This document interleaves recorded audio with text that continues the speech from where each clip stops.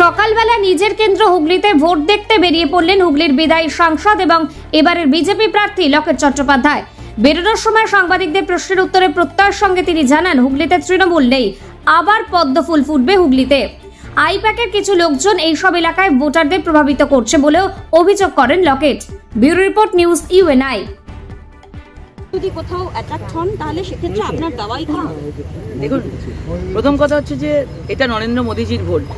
দুর্নীতির বিরুদ্ধে লড়তে আমাদেরকে পাঠিয়েছেন, আমরা লড়ছি। সরাসরি দুর্নীতি হচ্ছে আমাদের প্রধান প্রতিপক্ষ।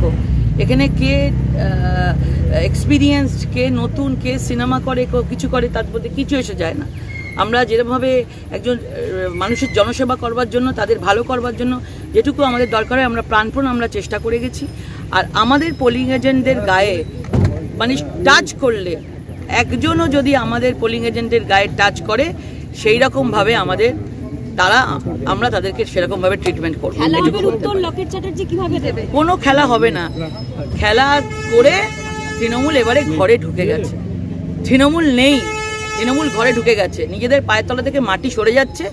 তাই বিভিন্নভাবে একজন মহিলাকে প্রার্থীকে, নিজেদের মহিলা প্রার্থী থাকা সত্ত্বেও মেলাইন করার চেষ্টা করছে, মহিলাকে অপমান করার চেষ্টা করছে, পর্যদস্ত করার চেষ্টা করছে।